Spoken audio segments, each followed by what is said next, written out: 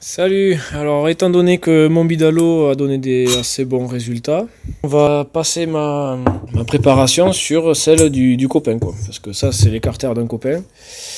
Il me les a prêtés pour que je fasse mes essais sur mes cylindres. Maintenant qu'on a bien fait le joujou et qu'on a quelque chose qui marche pas trop mal, on va répéter la préparation dessus.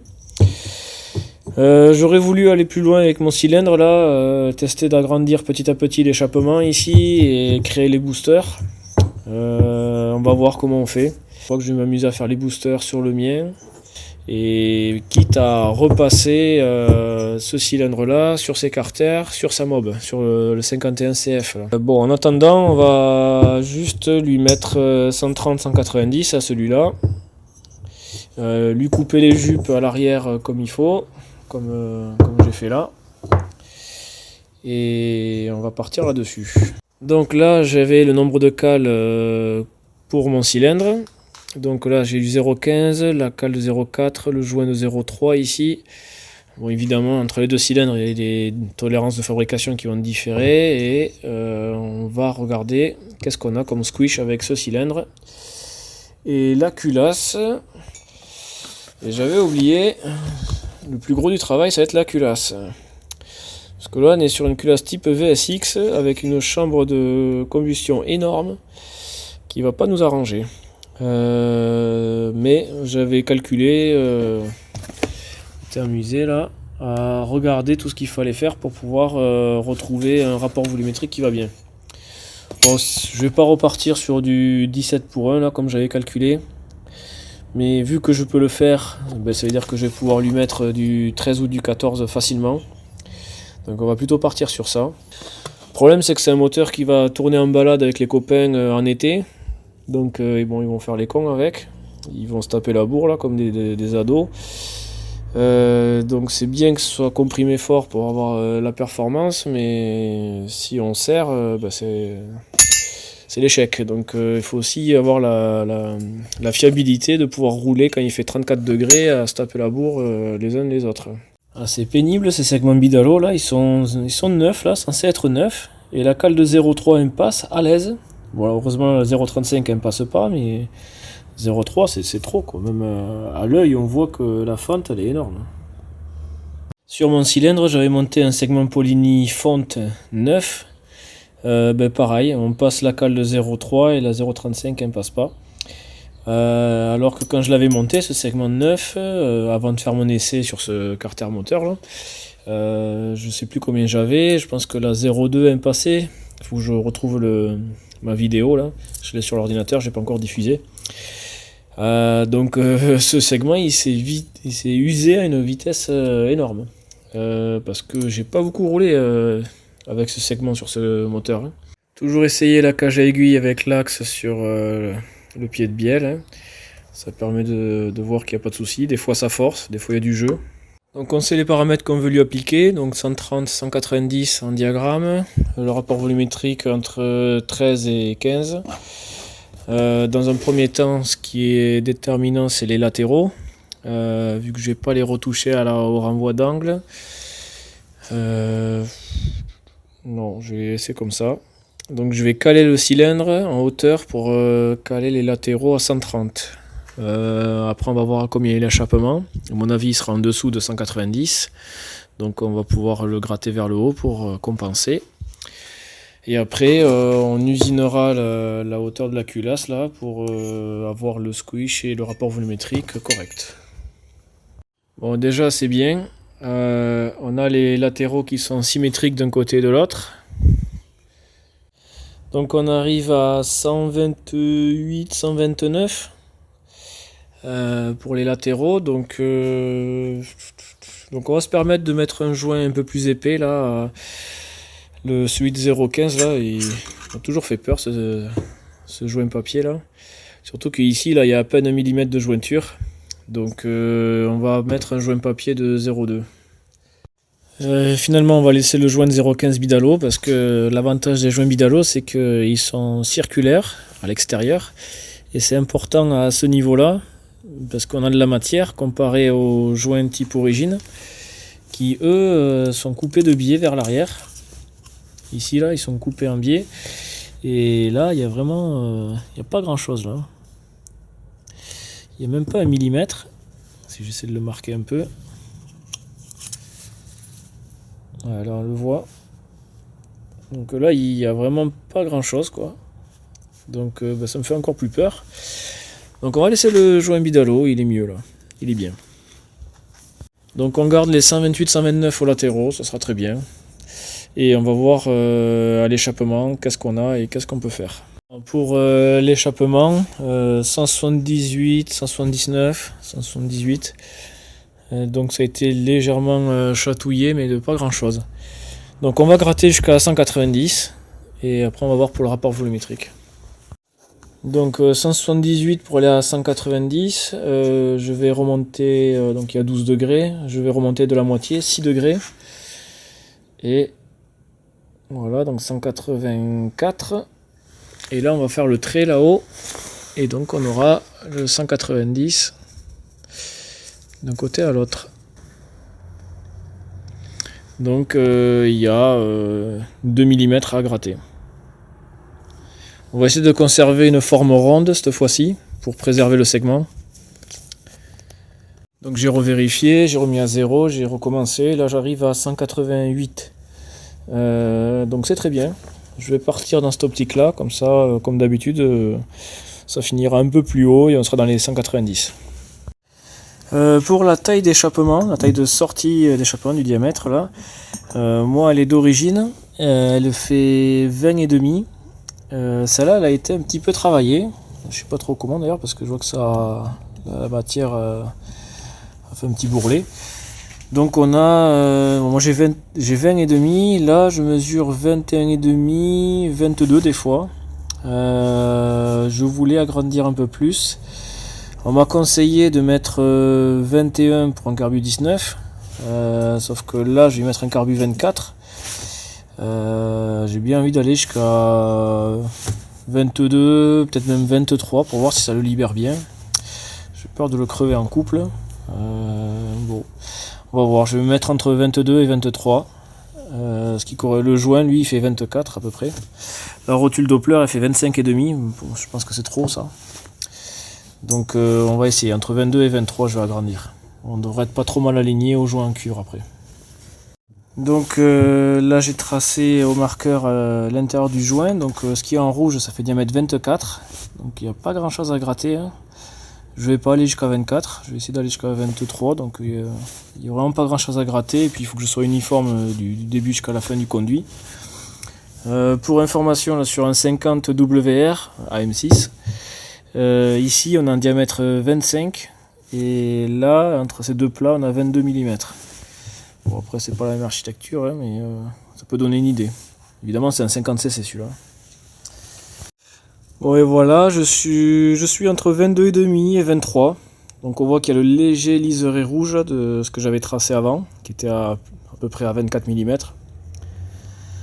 Donc on va laisser comme ça, on va se laisser quand même un peu de venturi pour préserver du couple.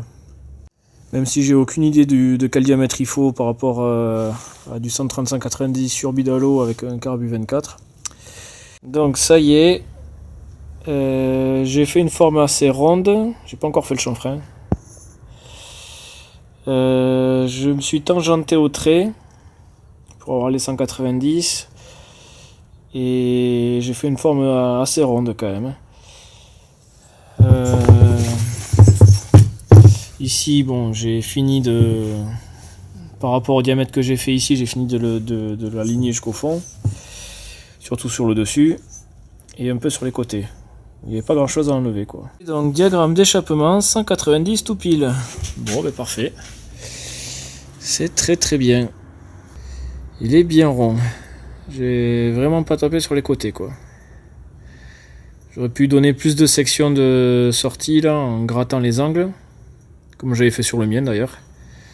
Donc au niveau de la circularité par rapport au jouet, on est pas mal. Hein.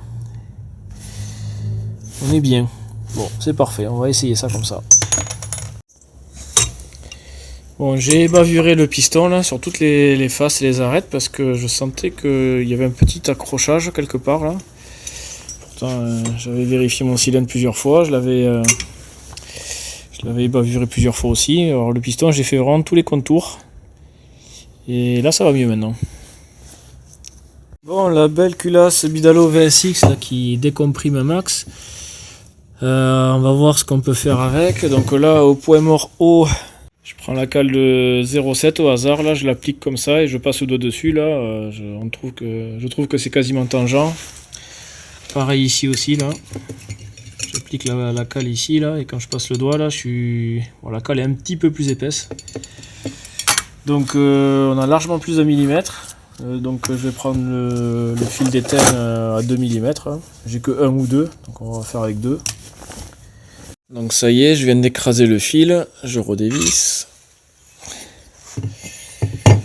Bon, il s'est bien écrasé, donc 2 mm c'était trop épais comme fil d'étain, mais j'ai pas entre 1 mm et 2. C'est bien d'avoir des fils d'étain de différentes épaisseurs parce que là je l'ai trop écrasé. Du coup quand je tourne le vilebrequin au point mort haut, je sens que ça fait un cran. Donc ça veut dire que je l'écrase pas totalement.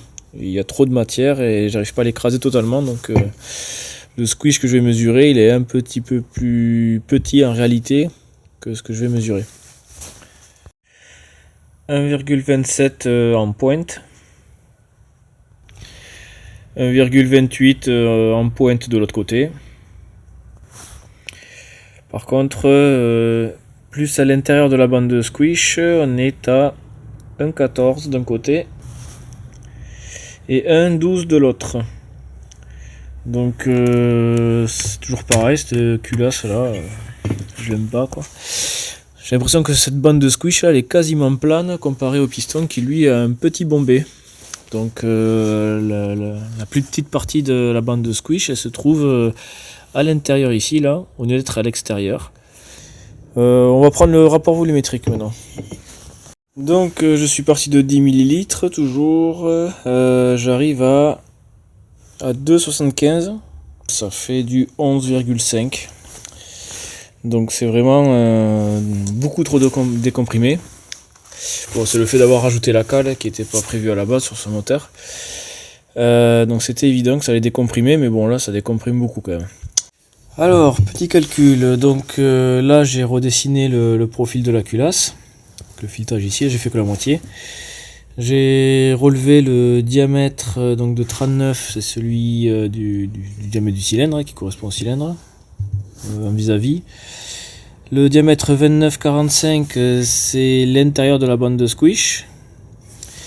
Bon, objectif. Alors, ce qu'on a mesuré tout à l'heure, c'est que le squish était environ 1,2 mm. Je voudrais le passer à 0,6. Donc il faut que j'enlève 0,6 mm de plan de joint. Il faut que je surface la culasse de 0,6 mm.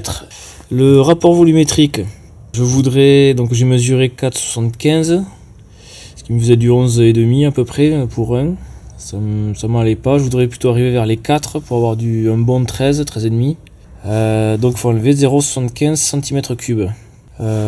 Bon, déjà le fait de surfacer de 0,6 mm, on va enlever un volume qui est égal au cylindre de diamètre 39-34 sur une hauteur de 0,6. Donc déjà il faut calculer le volume de ça, qu'on peut enlever à ça et voir où on en est.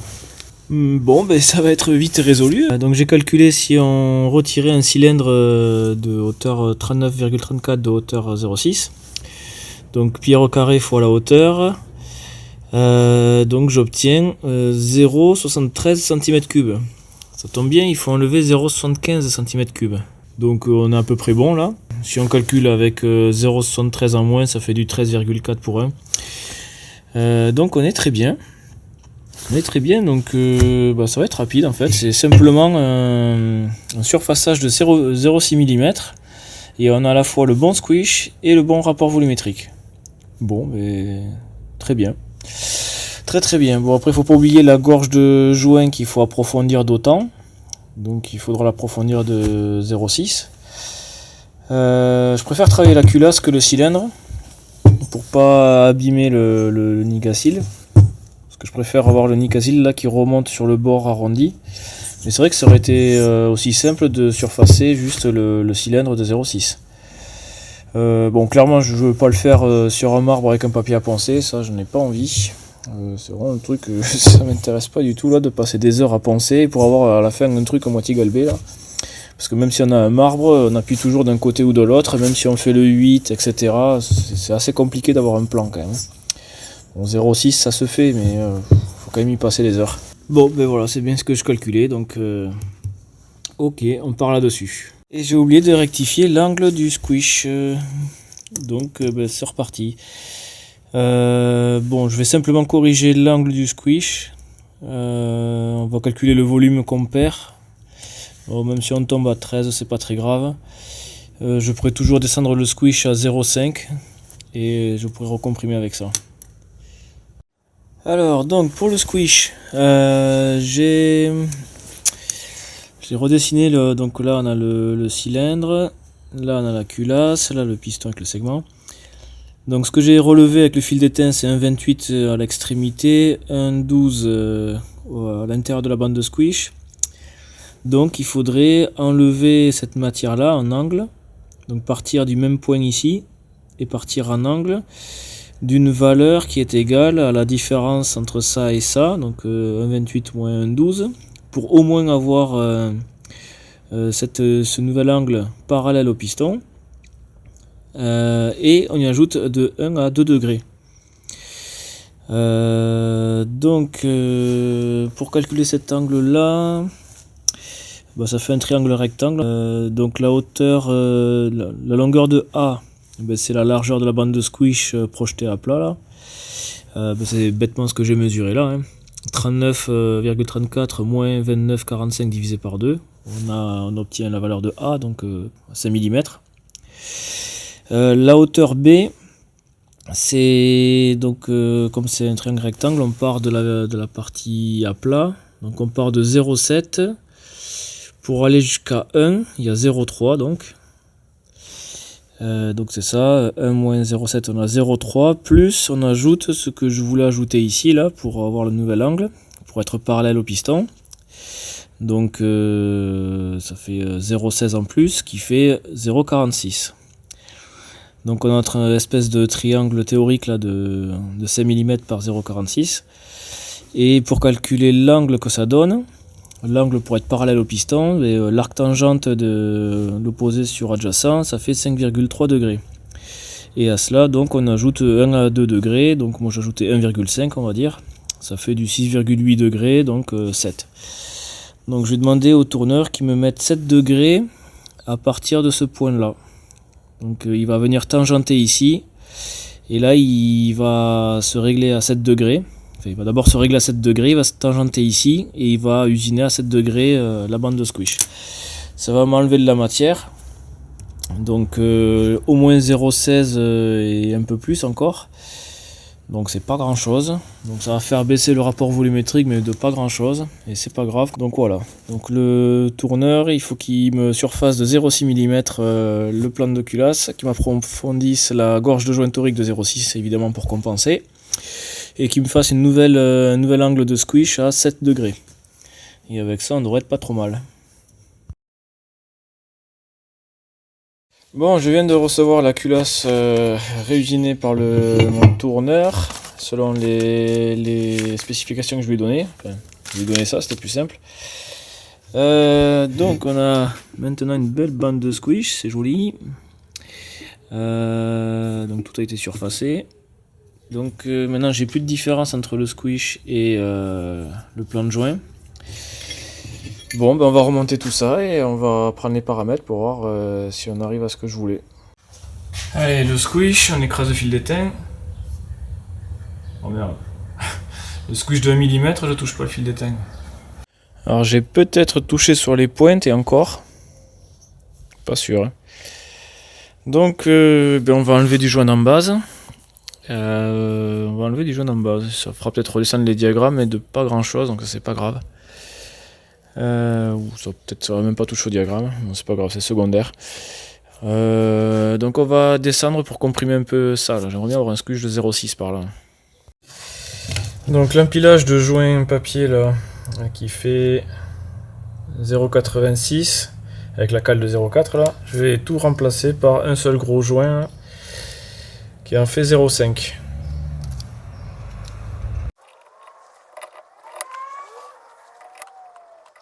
Allez, j'ai serré, maintenant on écrase. Ça s'écrase un tout petit peu, pas grand chose. Hein.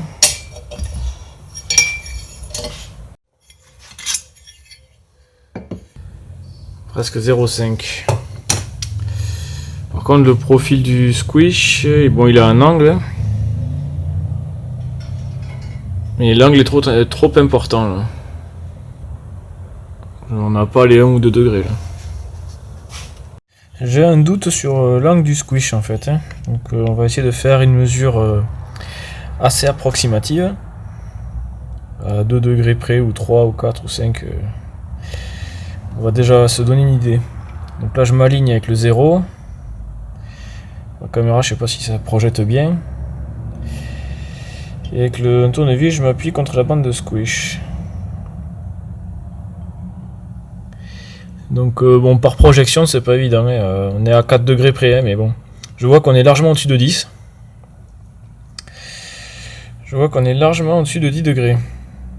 Je dirais ouais, autour de 14 degrés. Hein. Bon, évidemment, c'est pas précis comme mesure. C'est plus ou moins 2-3 degrés. Mais on n'est pas à 7 degrés. Bon, c'est dommage, ça va pas ça. Ça va m'agrandir mon volume de chambre et du coup, pour faire le squish, c'est pas terrible. Ça va pas. C'est dommage. Peut-être qu'il a confondu le demi-angle avec l'angle complet. Je sais pas. En tout cas, là, il y a trop d'angles. Donc, on n'a plus de squish. C'est dommage. Bon, pour rattraper ça, il faudrait encore surfacer, refaire la bande de squish et après creuser le volume à l'intérieur pour compenser. Quoi. Bon, on va essayer de monter au mieux avec ça. C'est dommage. Je réessaye avec un fil d'étain déjà utilisé qui fait 2 mm. On va voir comment ça se passe. Alors... donc on voit que l'angle est énorme. Hein. Donc qu'est-ce qu'on voit je sais pas si on le voit à la caméra. Ça c'est l'ancien squish. Je sais plus quel cylindre, on s'en fout. Le nouveau squish là, que je viens de prendre, il s'arrête ici à la moitié. Là. Je vais avoir un angle de vue, ouais. Là, la partie gris plus foncé, on va dire que c'est le nouveau squish et à la moitié ça s'arrête parce qu'après il sort du fil d'étain. Donc il faut voir le profil que sur la première moitié là, du plat. Et il y a beaucoup d'angles. Il y a beaucoup trop d'angles, donc là le squish, il n'y en a plus. Bon, on va mesurer la pointe, on va voir. Je trouve 0,67 en pointe, mais bon, comme c'est un fil déjà utilisé, je peux pas trop y faire confiance. C'est vraiment le squish sur le bord qui m'intéresse, et un peu difficile à choper, donc je vais mettre des fils d'étain vraiment sur les bords, et on va voir. Voilà, là ça sera plus facile à lire. Bon squish sur la bordure. Bon, par contre ça va forcer, donc ça cloc-cloc de chaque côté là. Donc j'aurai pas le squish réel, il est plus petit que ça en réalité. 0,62 vraiment à la pointe extérieure. Donc je pense qu'on doit avoir un 0,5 en réalité quoi. Bon, j'ai envie de dire on va partir comme ça. On va voir le rapport volumétrique qu'on a avec. Avec le tassement de joint, ce serait peut-être bien de mettre le joint de 0,1. Celui-là, on peut peut-être rajouter celui-là pour assurer le coup. De 0,15 là, Bidalo, en plus du 0,5. Pour assurer le coup à un squish de 0,6 environ. 0,6, 0,7, je sais pas. Enfin le squish. La distance piston-culasse en pointe dans les 0,6, 0,7, 0,6. On va prendre le rapport volumétrique. Donc comme d'hab, je suis parti de 10 ml et là je suis arrivé à 3,5. Ça fait 13,5 pour 1. Donc le rapport volumétrique me plaît bien. C'est dommage pour le squish. C'est dommage qu'on n'ait pas la bande de squish que je voulais. Quoi. Bon, heureusement le rapport volumétrique est bien. Donc bon, on va rester comme ça. Donc on aura 6 mm de squish vraiment tout au bout là. Un rapport de 13:1. Et du coup bah, le squish est trop important là. Ça c'est dommage. Tant pis, allez on part là-dessus. Je remarque aussi que la gorge est moins profonde que d'origine. Parce que le joint il se découpe un peu là. On voit une petite lèvre qui se crée. De chaque côté d'ailleurs. Donc ouais, la gorge aurait mérité d'être un peu plus profonde aussi. Donc pour les diagrammes, on est un chouïa en dessous de 190. 180... Ouais, 190. Les latéraux, on retombe un peu en dessous de 128. Si on arrondit, on va dire 128. Donc 128, 190. Allez, puisque ça marchait bien sur le liquide, et bien on va recouper les jupes de la même façon. C'est parti. Bon ben voilà, j'ai fait pareil que l'autre, très bien. Cette fois-ci j'ai caché tout au scotch. Je me suis dit peut-être que je gagnerais du temps qu'à souffler les transferts, là c'est toujours pénible à faire ça. Bon, pourquoi pas. Et voilà. Bon, la technique du scotch c'est très bien. Je déscotche par en haut et je bourre jusqu'en bas. Je sors tout là. Avant j'avais juste passé un coup de soufflette rapido. Et du coup c'est nickel, il n'y a plus à s'embêter à souffler les transferts. Et voilà, le bidalo est fermé avec les paramètres qu'on a vus. Donc celui-là il va aller sur le 51 CF, là, la réplique que le copain il s'est faite, enfin qu'il a acheté et qu'on va finir. On va partir là-dessus. Et du coup je vais faire les réglages aussi avec, donc il y aura d'autres vidéos sur ce moteur. On va le voir tourner, on va le régler. Et peut-être qu'on va le peaufiner un peu, vu que c'est un moteur à air, on va pouvoir plus facilement le démonter plus rapidement, donc peut-être pouvoir jouer sur l'échappement, sur les boosters, ou je sais pas. On va pouvoir régler ça un peu plus facilement. Donc à suivre. Allez, salut!